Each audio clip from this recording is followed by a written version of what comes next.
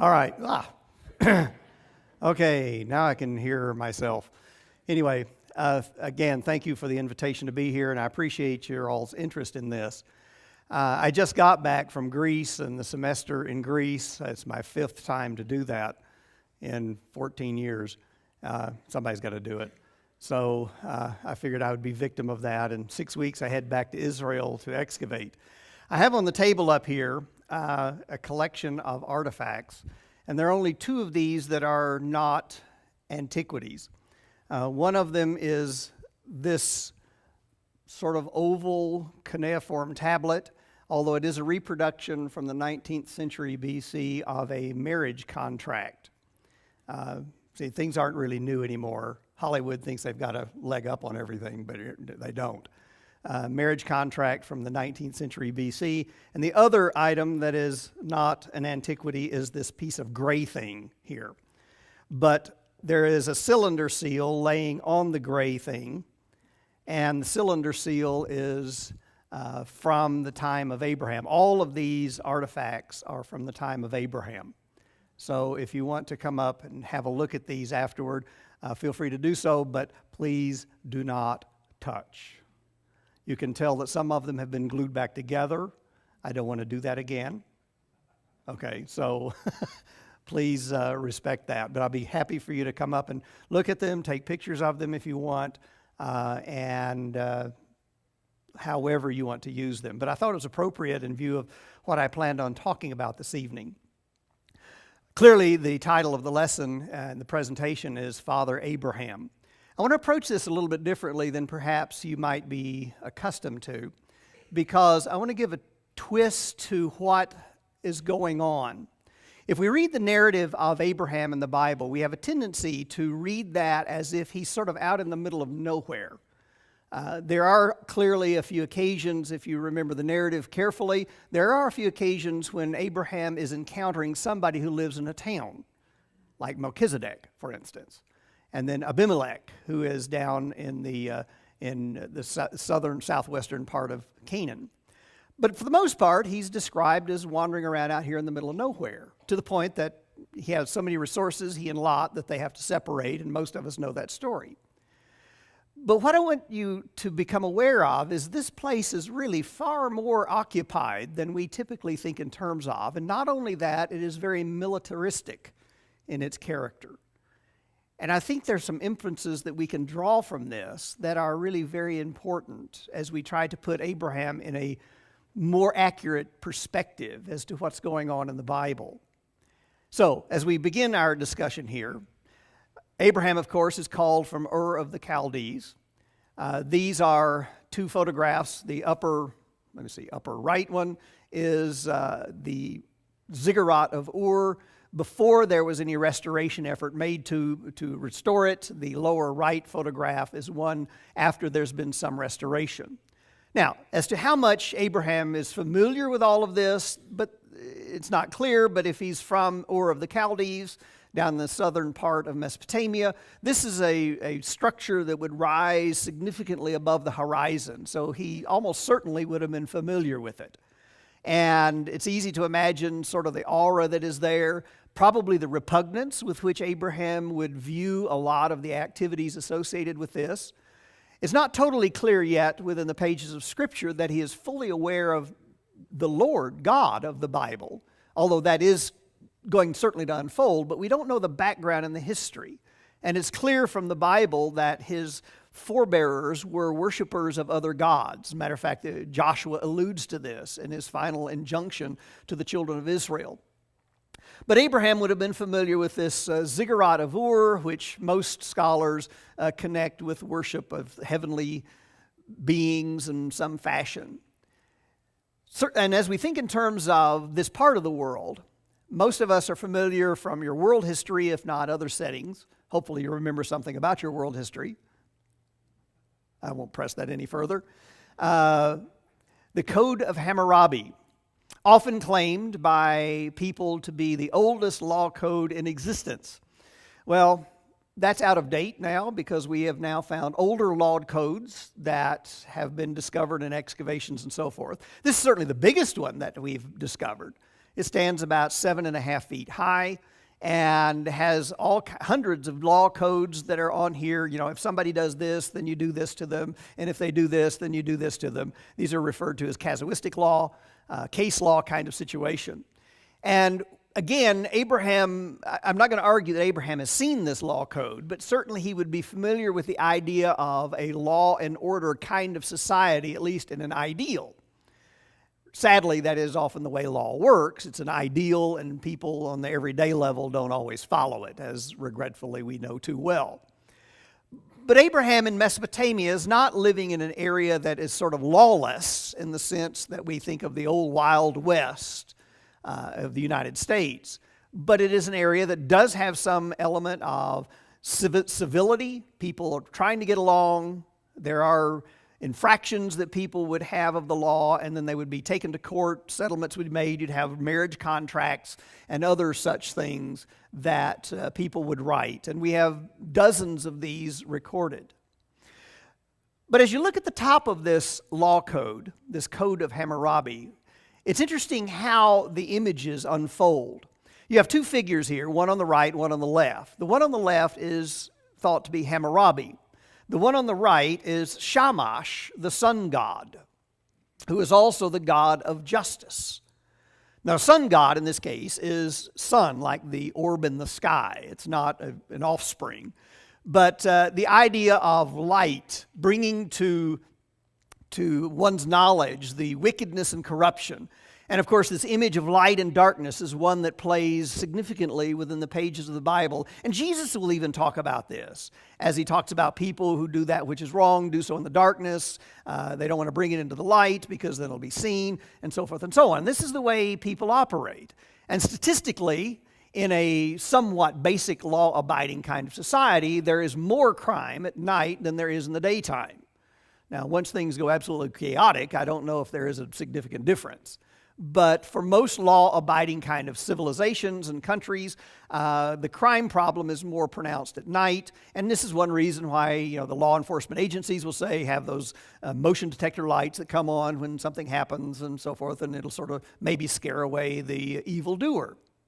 Well, it's interesting how this is sort of portrayed with Shamash, the sun god, who is delivering to Hammurabi, and that's sort of the extension of his hand here as he's sort of handing the law code over to Hammurabi that it then would be written down. But there's an interesting feature on this. If you look, I don't remember if this is, backward, go back one. Thank you. As you look on the shoulders of Shamash, see these little wavy lines? Can you see those? Somebody please answer. Okay, thank you. All right, because if I turn away, the pointer is going to go over there.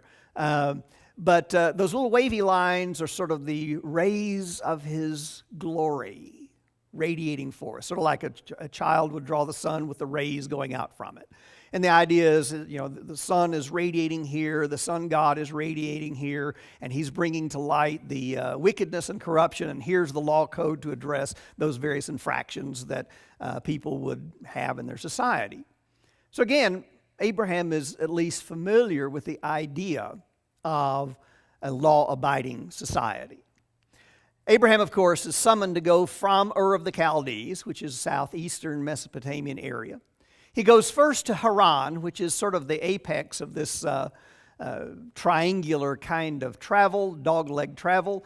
And at Haran, they stop for a few years, and then the Lord comes to him and calls him again. And Terah passes away, and Abraham then is going to travel on down to Shechem, where he will stop first, as described in the Bible. And he will offer a sacrifice to the Lord at Shechem.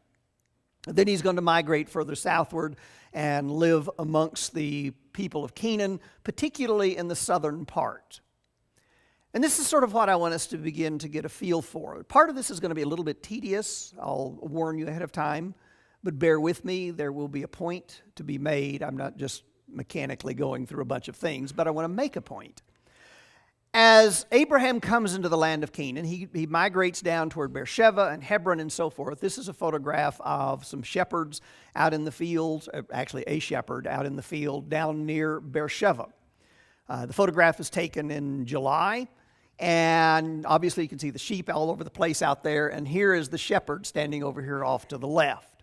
It's very easy to imagine this sort of being the kind of scene that Abraham would have had as he's tending his sheep and his goats, wandering around down here, letting them graze in the fields, perhaps after they've done the harvest, probably after they've done the harvest, as the animals will eat the stubble and so forth.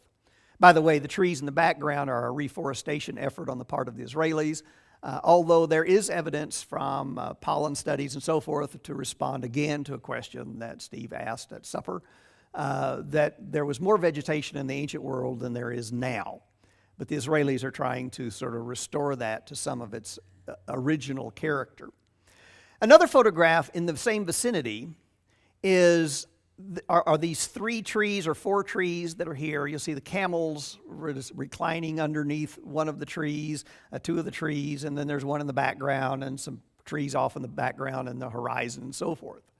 As I look at this picture, it's easy to imagine a tent sort of embedded within this triangle of trees, and the sun as it goes through the sky moving the shade around and shading the tent. And Abraham's sitting there in the heat of the day, and he sees these 3 individuals coming toward him. And of course, the Bible talks about this in Genesis chapter 18 as the Lord comes and apprises Abraham that he's going to have a son by Sarah. And this is obviously a bit of a surprise because he's not at all anticipating this, but it's a scene similar to this in which that likely would have unfolded. Here's a picture of a Bedouin tent from a number of years ago. Not many Bedouin in Israel live in tents anymore. They live in shacks of various kinds made out of, tin and just things that they rummage around and put together. They really look awful. And the Israelis hate it because they have trouble keeping up with the Bedouin. But the Bedouin, if they have a choice, would much prefer to live typically in this kind of fashion where they have the mobility, where they can go somewhere. I remember when I first went to Jordan and Israel, back in the mid-'70s, we were driving along, particularly in Jordan, and I'd see all these Bedouin tents out here, and I sort of, oh man, these poor people living in these tents and everything else. And then I finally started looking at this a little more carefully, and almost every one of them had 2 or 3 Mercedes-Benz parked outside, and generators and TV antenna and all kinds of things. And again, the idea here is that most of them prefer the mobility factor. Now, that's not to say that sometimes they're quite poor, but on the other hand, a lot of times they're very, very wealthy living in this kind of context. And Abraham is one of those who would be very, very wealthy. And I think we can infer that because the Bible gives us some indication, obviously, with the resources that he and Lot have that are too big for the country to sustain, where they have to split and go their separate ways. But also, Abraham has an entourage in his custody of probably approaching 1,000 or more people. And I infer that because the Bible tells us specifically that he is able to muster a military force of 318 men trained in his household that he can take to rescue his nephew. So if he has 318 men trained in his household, how many other individuals would be involved in this sort of extended family tribalization kind of picture? Clearly, he's a pretty well-to-do kind of guy, as he would be, quote, moving about from place to place. But one of the things that he's going to encounter are a lot of people who are not real happy for him to be there. Now, this is a photograph that, actually, it's a painting of a photograph. It's a painting of this is a modern painting of a painting in a tomb there. Okay, I get this all ordered right. And this is a picture of a guy named Abshah, who is described in the hieroglyphs at the top. These are 2 Egyptians in the front, and this is actually a wraparound picture because this donkey's nose should be about right there. So if you think in terms of this going to the back, and this is the front and the back continuing of that, this is the portrayal in this, what is referred to as the Beni Hassan tomb. This dates from around 1900 BC, and look at the individuals back here. The men and the women are all dressed in quite colorful kinds of outfits. And the inscription talks about these people who are Hyksos coming down from the land of Canaan. And they're coming down to sell coal. Now, this is not COAL, the black stuff, but this is COHL, which has nothing to do with modern stores. Okay, but the COHL is black stuff that is put on the eyelids and is eyeliner. And of course, if you've seen any of the pictures of the ancient Egyptians and so forth, they always had this black eyeliner. Various reasons that they would be using that, but I won't go into all of that. So these individuals are coal marketers, and they are itinerant travelers who are coming about peddling their wares, dealing and selling this coal. But they're also involved in something else. They are also metal workers. And in the portrayal here, you have, this is a bellows and there is a bellows. And they apparently work in copper and bronze. And so they would build their fire, oxygenate the fire, and then pour the metal in and form whatever it is that they want to make. But as you look at the picture, I want you to notice something else. As you scan through the individuals, clearly they have some animals in their care, but look at the weapons that they have. There's a bow, there's a throwing stick and a throwing stick, 2 spears. Even the little boy down here has his spear, and there's a spear on the back of the donkey. There's a lyre, by the way, and there's a bow and a quiver, and here is an individual carrying an axe. Now that axe at the end, even though it doesn't show accurately, is one of these. This is the axe head. I want to come back to this a little bit later. This would have a handle attached through it, similar to what you have here, but we refer to it, if you see the holes in it, can you see the holes in it? We refer to it, as archaeologists, we refer to it as a duck-billed axe. Nothing to do with the Duck Dynasty. All right, so, but it looks like a duck-bill. But this is a very limited range of chronology, and this is, the drawing here does not reflect the painting from the tomb accurately. But this is the setting of the Canaanites coming down into the land of Egypt, fairly easily moving in. And again, if you look at the pages of the Bible will talk about Abraham coming into the land of Canaan, and right after he arrives, there's a famine. And so what does he do? He takes the family and Lot, and he goes down into the land of Egypt, and of course he gets in trouble there, and finally is sort of expelled back into the land of Canaan. But again, it's fairly easy movement from the land of Canaan into the land of Egypt. Now one poses the question, okay, how militaristic is Abraham? Well, again, think in terms of the 318 men he has trained in his household that he can muster into a military force to go rescue his nephew. Why do you have 318 men trained in your household in military activities unless there's some real or imagined threat?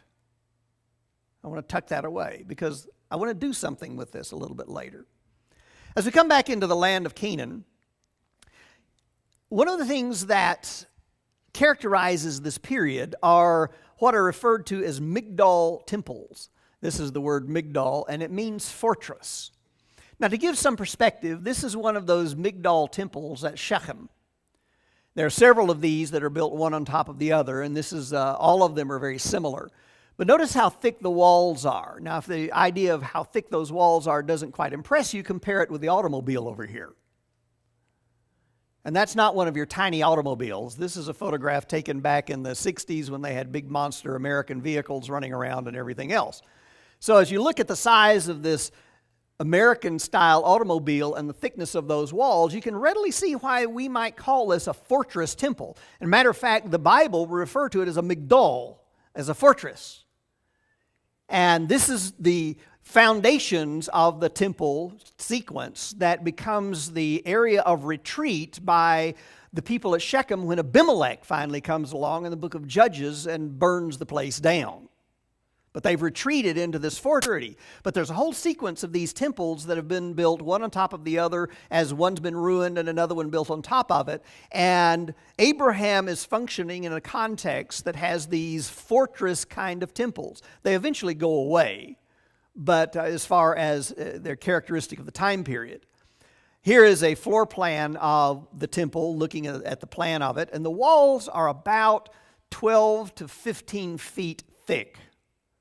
I think that would qualify for fortress quality as we think in terms of building structures. Here's a sequence of similar Migdal fortress temples at Megiddo. Again, one of these has been destroyed, another one built on top of it. It's destroyed, another one built on top of it. But again, you can get an idea that all of these walls are very, very thick to give you some perspective of scale. This is 5 meters, and that wall there would be, most of us are metrically challenged, that wall would be about 12 feet thick. So again, you're looking at a massive kind of constructions. These are not your typical city fortifications, but they're the fortification of the temple within. Now, the city fortifications are formidable as well. And as Abraham comes into the land, he's going to encounter all of this.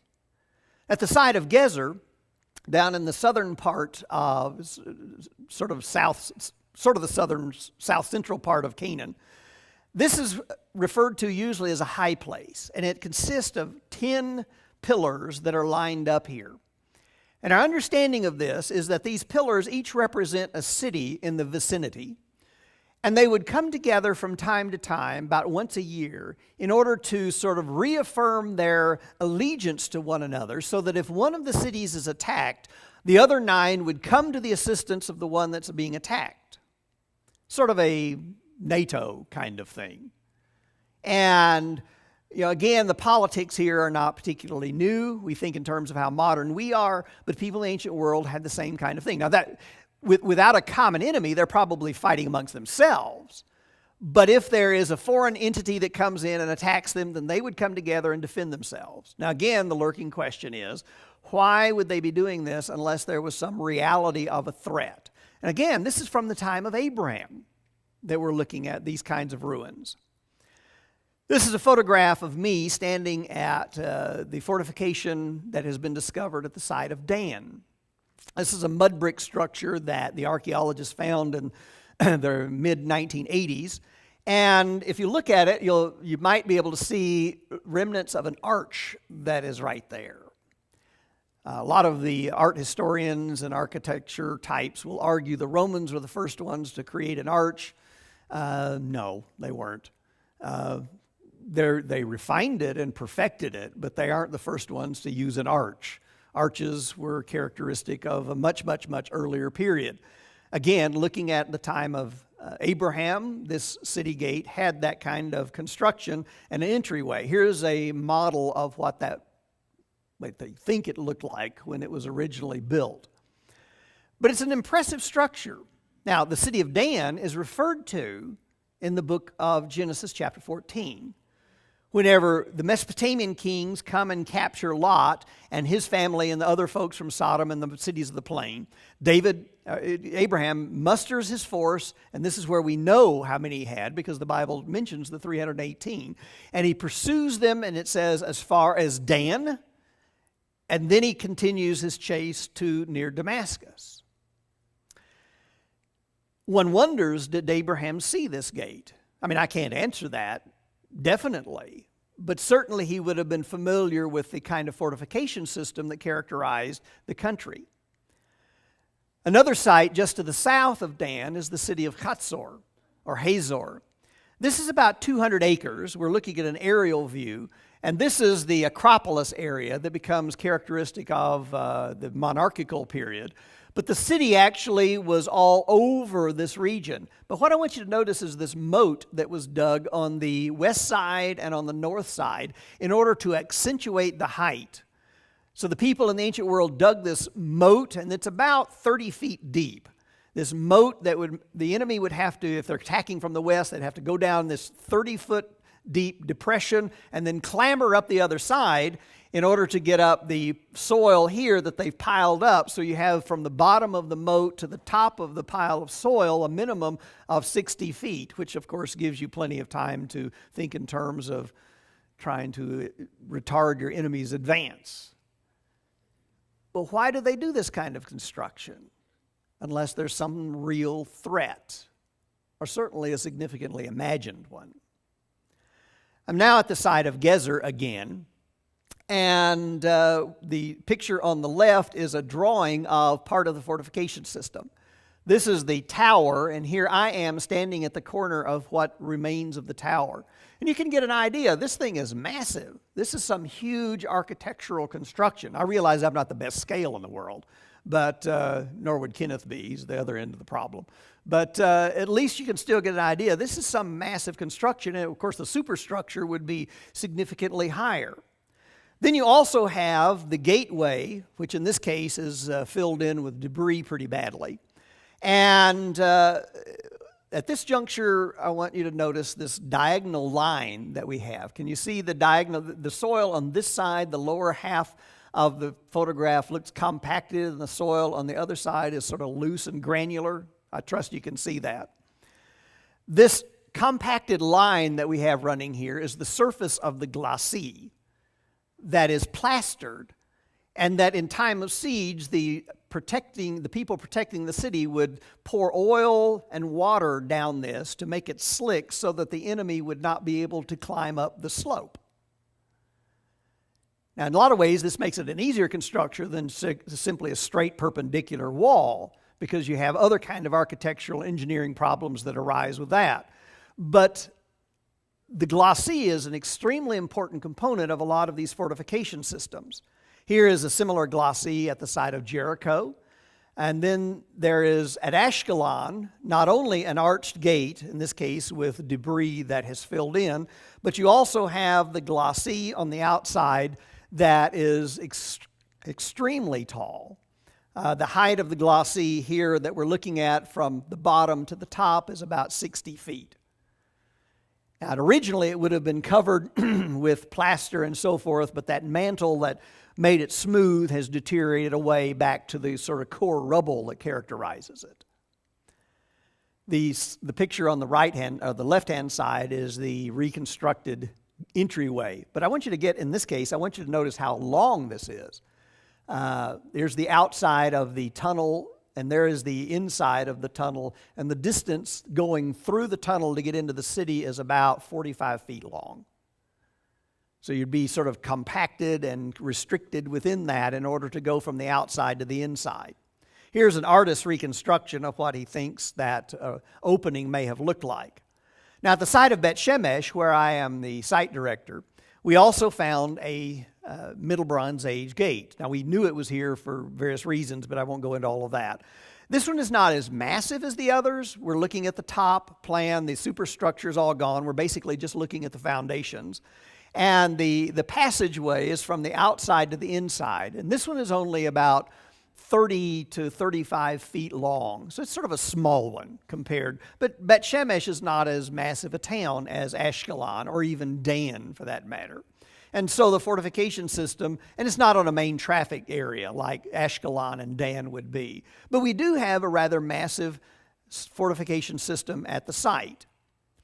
Now, here we're looking at some of the cities that have fortification remains from the time of the patriarchs. Now, I want to emphasize the word some. Clearly, we have not explored all of the areas of the land of Canaan. One of the areas that's particularly difficult to explore now is this part of the country. And the reason for that is this is the West Bank. It is the area of Palestinian occupation. And the Palestinians don't like Israelis coming in there and excavating. And they particularly don't like Israelis coming and excavating and, quote, proving the Bible to be true. That's politics. I'm going to stay out of all of that. But so they try to do everything they can to keep the Israelis out so that nobody's going to come in and, quote, justify the existence of the modern state of Israel, as if there's a connection. But again, we're looking at some of the cities, some of the fortifications.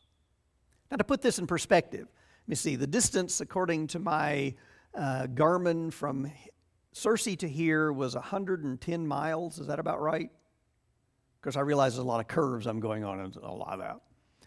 Okay, so if you think in terms of traveling from here to Searcy, this will give you a little bit of a perspective. The land of Canaan, from Dan up here to Beersheba down here, is 150 miles as a crow flies.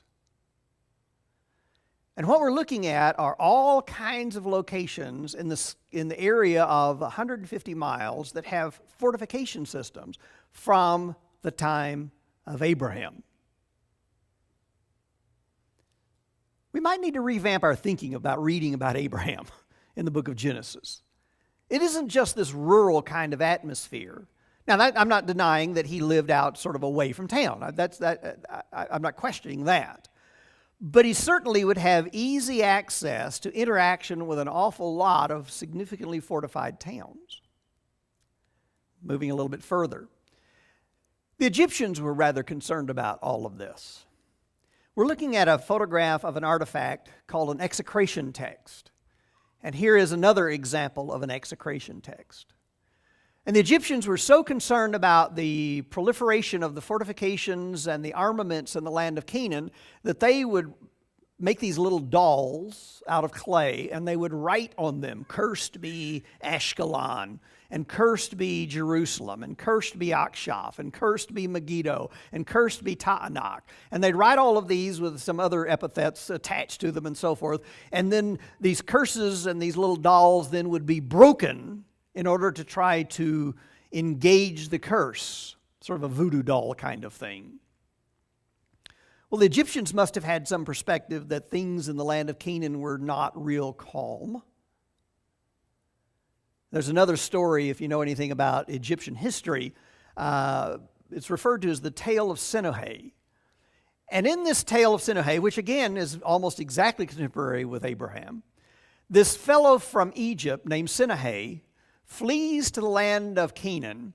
And while he is there, he is engaged by a local king, for lack of a better term, a sheikh, we likely would refer to him more commonly, to be an Egyptian to train his army.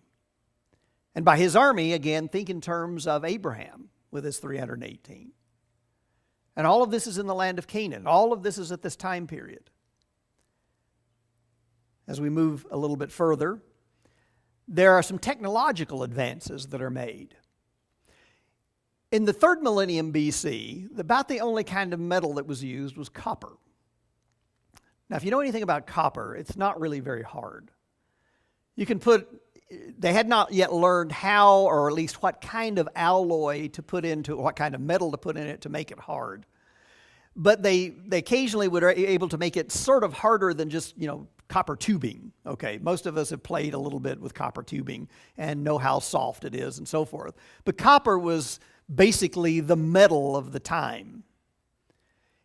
They would use it for weapons. Sort of hard to imagine stabbing many people with a copper knife. It might bend back on you and slice your hand. Okay, if you shoot it with an arrow, at least you'd be away from it, kind of thing. But they're not really the most effective. But about 2000 BC, about the time Abraham comes on the scene, they had learned how to mix tin in with the copper to make bronze. And this was a huge technological advance, because now you're able to make weapons that hold their shape and are quite durable. And we're looking at an example of one of these axes, which I have one here. Again, this dates from the time of Abraham. Obviously, this is not, I wouldn't want to try to cut a tree down with this. I mean, it's not much more wide than a chisel, a coal chisel or something like that.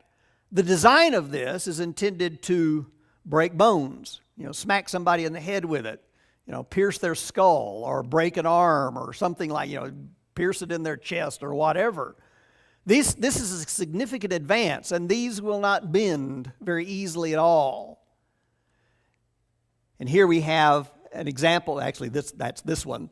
But then they have molds by which they're making a lot of other implements, pouring the bronze into the molds and having the raw material. Then there is the duck-billed axe that I was talking about. And again, this is not designed to chop down trees. This would be more of a tomahawk kind of thing, if you think in terms of Native American kind of weaponry. It's designed to break skulls, break bones, kill people, and so forth. These are the technological advances that come on the scene with Abraham.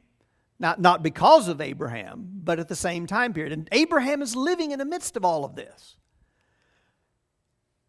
There's the picture of that last individual in the Beni Hassan tomb as he is making his way into the land of Egypt, dating again about 1900, about the time of Abraham. Abraham, though, clearly is going to end his life in the land of Canaan. And the time comes when Sarah dies, and he goes to Hebron, and he negotiates the purchase of a field, the cave of Machpelah. And he buries his wife there. Eventually, he's going to be buried there. Jacob later, toward the end of the book of Genesis, will give instructions to his sons down in the land of Egypt. And he says, when I die, I want you to take my body back and bury me in the cave of Machpelah, where Abraham and Sarah are buried, and where Isaac and Rebekah are buried, and where I buried Leah. Rachel's not buried in this tomb. She's buried up near Bethlehem.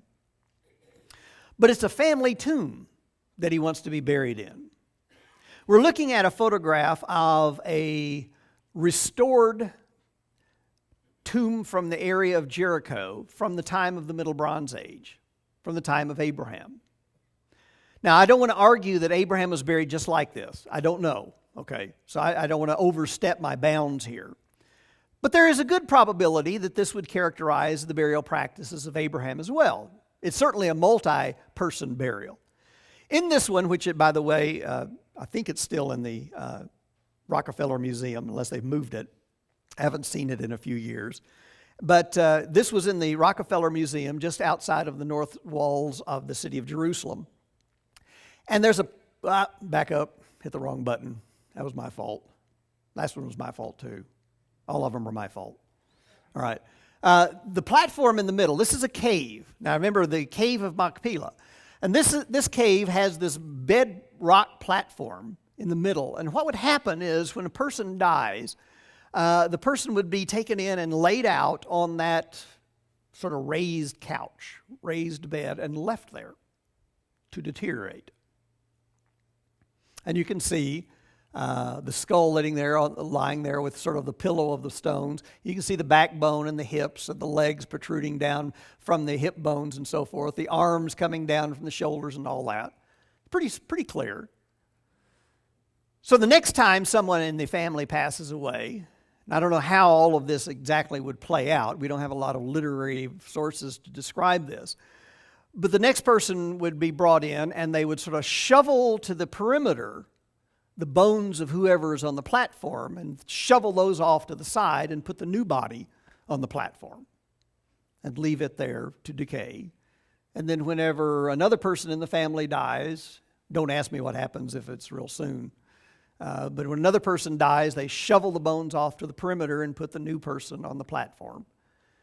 Now, if you look carefully, you can see around the perimeter, there's a skull, there's a skull, there's a skull, there's a skull, there's a skull, there's a skull. And you can see other bones scattered around. If you look very carefully at what's going, it's clearer on the picture down here, sorry. But there are all kinds of, there are at least 5 or 6 individuals in this. Is this the kind of tomb in which Abraham is buried? I don't know. But clearly Abraham talks about being buried in a tomb where Sarah is, and where Isaac and Rebekah will be, and where Jacob and Leah will be buried. How many others will be buried there, I don't know. The text does not indicate that. Some have suggested, and I don't know if I've given this lecture here, but some have suggested that part of the phraseology of being gathered to one's fathers has to do with the burial in the family tomb. And a lot of people are very, very concerned about going, and when they pass away, they want to be buried in the family burial plot. My mother, when she passed away, wanted to be her remains taken back to the family burial plot in Dunlap, Tennessee. And we respected that. And a lot of people are of this mindset. Certainly nothing wrong with it. But that phraseology is really quite significant. Abraham, by all records, dies peacefully. By faith, Abraham, when called to go to a place he would later receive as his inheritance, obeyed and went, even though he did not know where he was going. By faith, he made his home in the promised land, like a stranger in a foreign country. He lived in tents, as did Isaac and Jacob, who were heirs with him of the same promise. For he was looking forward to the city with foundations, whose architect and builder is God. The Bible doesn't tell us a whole lot about what Abraham thought. But I've often wondered, especially once I got into the archaeology angle of all of this, I've often wondered, what did Abraham think as he came into this country that had dozens and dozens of highly fortified towns? And pretty clearly enough militarization for him to be concerned to train 318 men in his own household for his own defense. With the technological advances that are indicated by the production of bronze over copper, as implied also by the threats of the story of Sinai, as well as the execration texts. I wonder if he ever thought, I wonder how God is going to give this to me. Because we don't have any indication of him ever overtly attempting to take over the land. We do have him, of course, rescuing Lot, but he doesn't try to take over the country at all. That's just rescuing his nephew. He has a skirmish sort of with Abimelech. That's finally somewhat resolved. But again, that's a dispute over wells. It's not a matter of attempting to take over the land. As Abraham is given the promise, he's 75 years old when the Lord calls him, the Bible tells us. And he says, leave your country and your kindred and go to a land that I will show you. I will make of you a great nation, and I will be to you a blessing, and you will be a blessing to others. And he that blesses you I will bless, and those who curse you I will curse.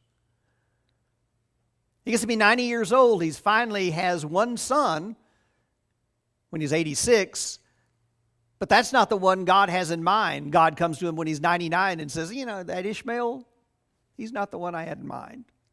I'm paraphrasing, of course. You're going to have a son through Sarah, and it's through him that I'm going to fulfill my promises. If Abraham has any mind at all, he'll realize there's no way in the world he will ever live to see much of a fulfillment of this, because he cannot live long enough to see his son Isaac become a great nation.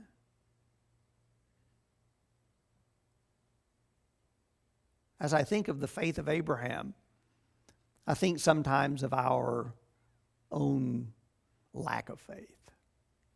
How many times do we try to push God into doing something that we think God ought to be doing?